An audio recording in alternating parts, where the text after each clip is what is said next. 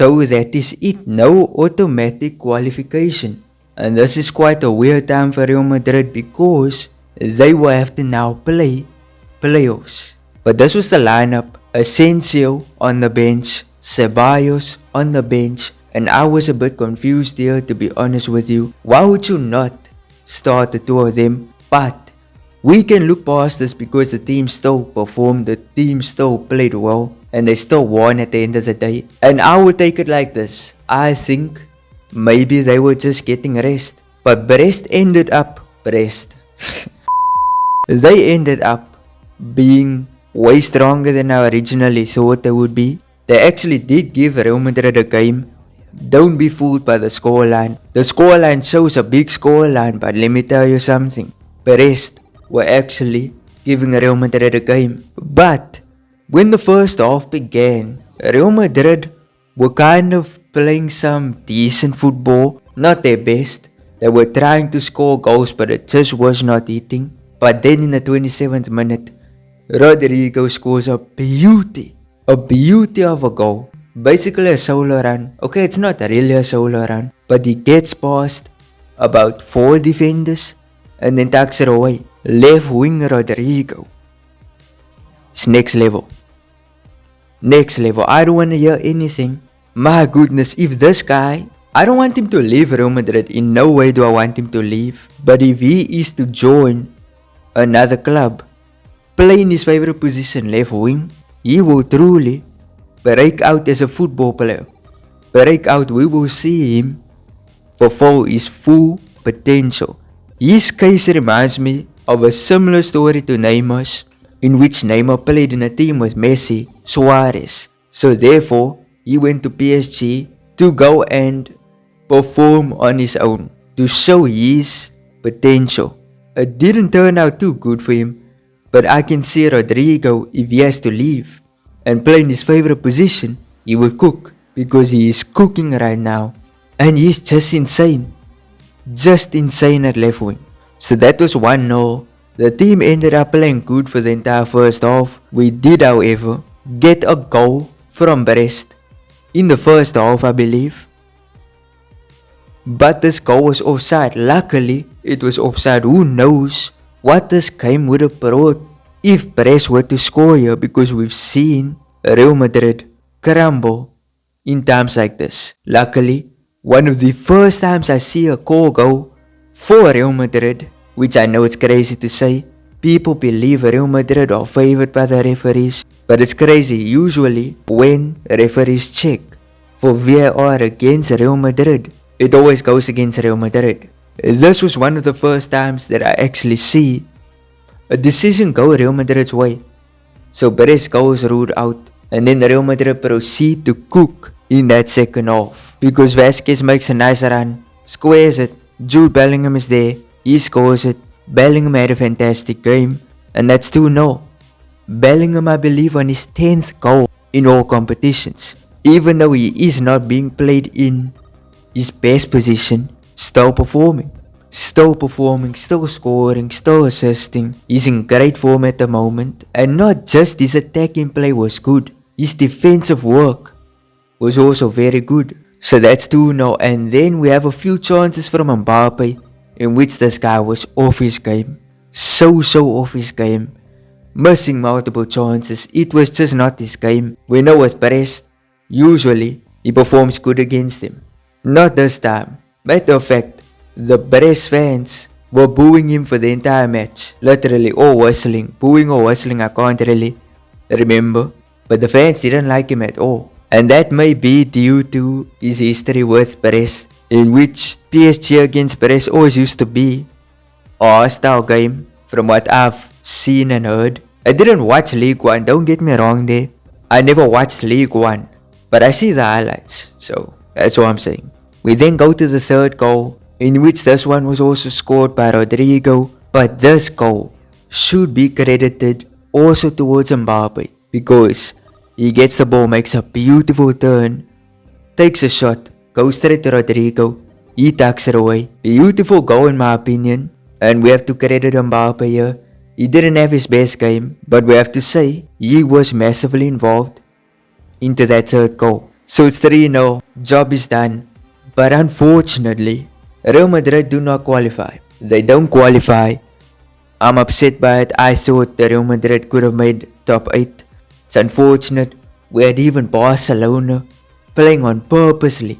Literally, they're so shameless that they were hoping to drop points against Atalanta just to spite Real Madrid. Leo and another team, I can't remember, Aston Villa, still qualified over Real Madrid, which is crazy to say.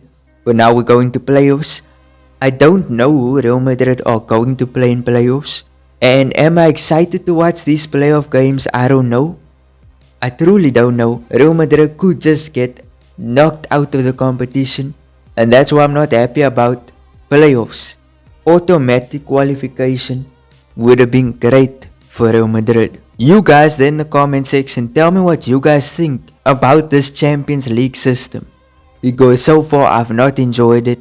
It's been almost too many matches. And now due to playoffs, Real Madrid are gonna have to play even more matches. I don't know if I enjoy this system. I think it's 2 more matches than there should be. And I would be happy if they revert back to group stages. That to me just works. Say for instance, you look at that Leo match in which Real Madrid lost.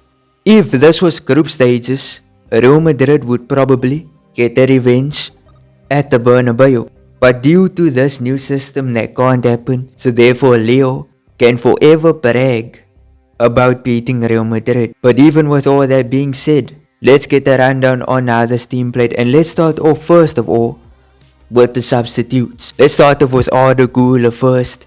To me, he was quite good. He's in good form at the moment. Should be playing more matches. And matter of fact, should be starting more matches.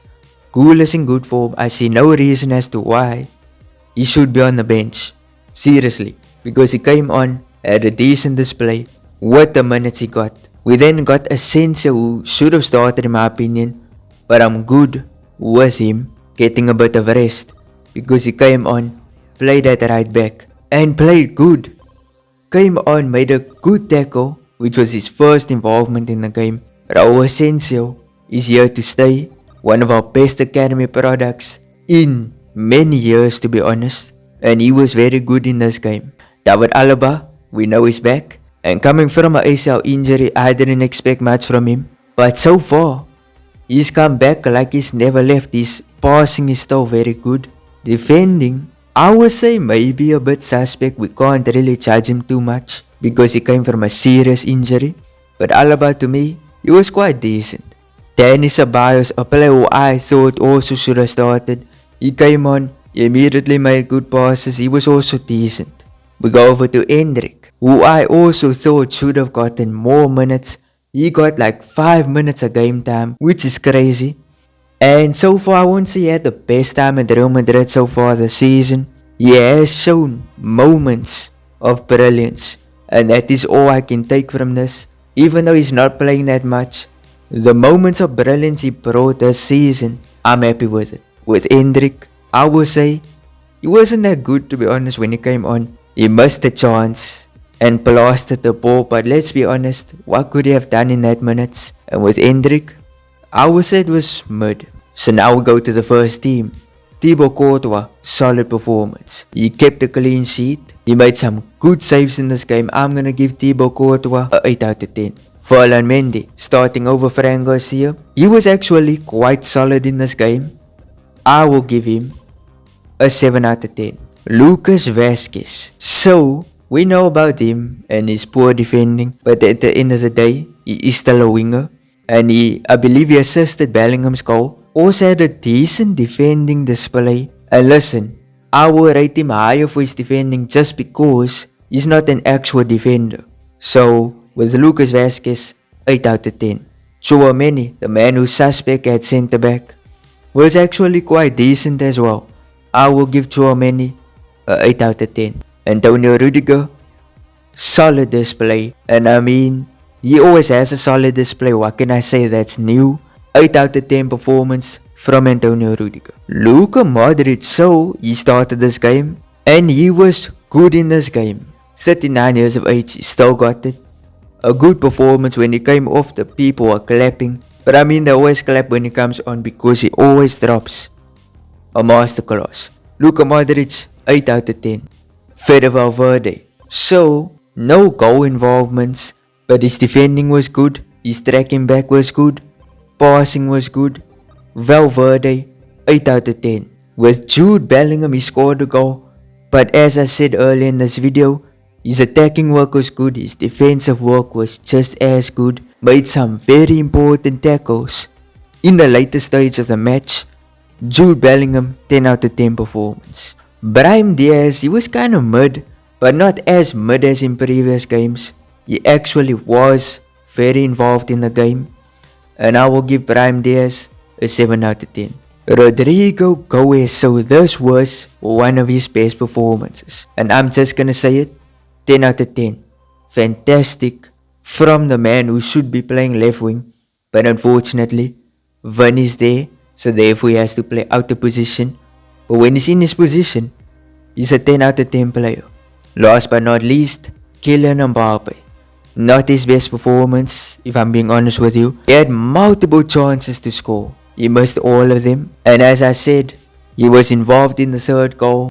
But if we're just going off of his performance, how good he was in the game, I'm gonna be honest, 6 out of 10 for Mbappe.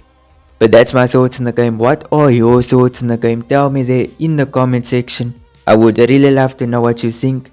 Up here's a new video. If you enjoyed, smash like, subscribe, turn on notifications. Peace.